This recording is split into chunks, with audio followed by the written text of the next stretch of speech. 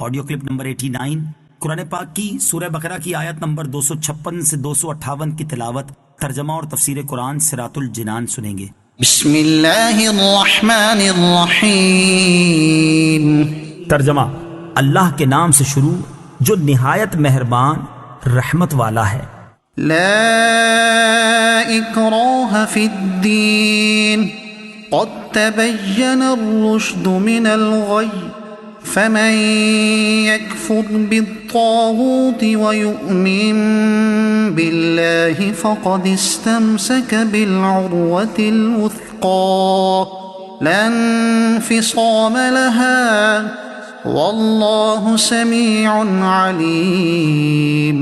ترجمہ: دین میں کوئی زبردستی نہیں، بے شک ہدایت کی راہ گمراہی سے خوب جدا ہو گئی ہے، تو جو شیطان کو نہ مانے اور اللہ پر ایمان لائے اس نے بڑا مضبوط سہارا تھام لیا جس سہارے کو کبھی کھلنا نہیں، اور اللہ سننے والا جاننے والا ہے۔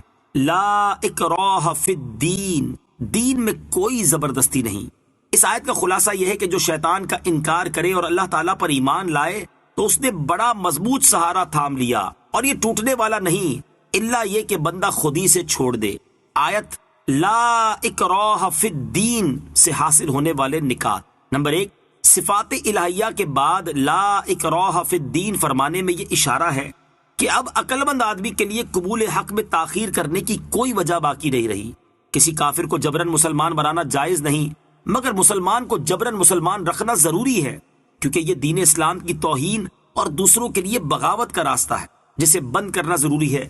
لہٰذا کسی مسلمان کو مرتد ہونے کی اجازت نہیں دی جا سکتی، یا تو وہ اسلام لائے یا اسے قتل کیا جائے گا۔ اللہ تعالیٰ نے بنی اسرائیل کے مرتدین سے فرمایا تھا فَاقْتُلُوا أَنفُسَكُمْ، اپنے آپ کو قتل کے لیے پیش کر دو۔ نمبر 2، اس آیت میں کفر کا لفظ لغوی معنی میں ہے، یعنی انکار کرنا۔ اس سے معلوم ہوا کہ ایمان کے لیے ضروری ہے کہ کافر پہلے اپنے کفر سے توبہ کرے اور بیزار ہو، اس کے بعد ایمان لانا صحیح ہوتا ہے۔ اگر کوئی مرتد ہو جائے تو وہ بھی صرف کلمہ پڑھ لینے یا مسلمانوں والا کوئی دوسرا کام کر لینے سے مسلمان نہ ہوگا جب تک اپنے اس ارتداد سے توبہ نہ کرے۔ نمبر 3، اس آیت میں طاغوت سے بچنے کا جو فرمایا گیا ہے، اس سے معلوم ہوا کہ اسلام پر مضبوطی سے وہی قائم رہ سکتا ہے جو بے دینوں کی صحبت، ان کی الفت، ان کی کتابیں دیکھنے، ان کے واز سننے سے دور ہے، اور جو اپنے ایمان کی رسی پر خود ہی چھریاں چلائے گا اس کی رسی کا کٹنے سے بچنا مشکل ہے۔ اللہ ولی الذین آمنوا یخرجهم من الظلمات الى النور والذین کفروا اولیاؤهم الطاغوت یخرجونهم من النور الى الظلمات اولئک اصحاب النار هم فیها خالدون۔ ترجمہ: اللہ مسلمانوں کا والی ہے، انہیں اندھیروں سے نور کی طرف نکالتا ہے، اور جو کافر ہیں ان کی حمایتی شیطان ہیں، وہ انہیں نور سے اندھیروں کی طرف نکالتے ہیں، یہی لوگ دوزخ والے ہیں، یہ ہمیشہ اس میں رہیں گے۔ اللہ ولی الذین آمنوا، اللہ مسلمانوں کا والی ہے۔ اس آیت کا خلاصہ یہ ہے کہ اللہ تعالیٰ مومنوں کا دوست ہے کہ انہیں کفر و ضلالت کی تاریکیوں سے ایمان و ہدایت کی روشنی کی طرف لے جاتا ہے، انہیں انبیاء کرام علیہ الصلوۃ والسلام اور صالحین کے طریقے کی طرف لاتا ہے، جبکہ کافروں کا دوست شیطان ہے جو انہیں فطرت صحیحہ کی روشنی سے کفر کی تاریکیوں کی طرف لے جاتا ہے۔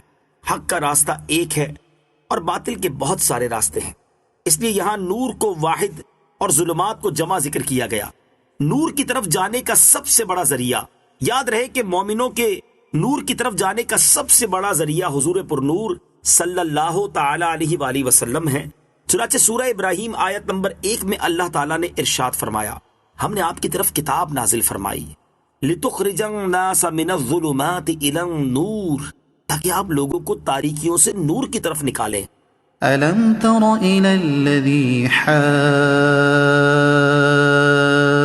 إِبْرَاهِيمَ فِي رَبِّهِ أَنْ آتَاهُ اللَّهُ الْمُلْكَ إِذْ قَالَ إِبْرَاهِيمُ رَبِّيَ الَّذِي يُحْيِي وَيُمِيتُ قَالَ أَنَا أُحْيِي وَأُمِيتُ قال إبراهيم فإن الله يأتي بالشمس من المشرق فأت بها من المغرب فبهت الذي كفر والله لا يهدي القوم الظالمين۔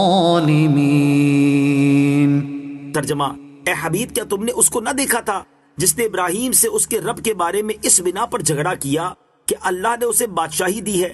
جب ابراہیم نے فرمایا میرا رب وہ ہے جو زندگی دیتا ہے اور موت دیتا ہے، اس نے کہا میں بھی زندگی دیتا ہوں اور موت دیتا ہوں۔ ابراہیم نے فرمایا تو اللہ سورج کو مشرق سے لاتا ہے، پس تو اسے مغرب سے لے آ۔ تو اس کافر کے ہوش اڑ گئے، اور اللہ ظالموں کو ہدایت نہیں دیتا۔ حاج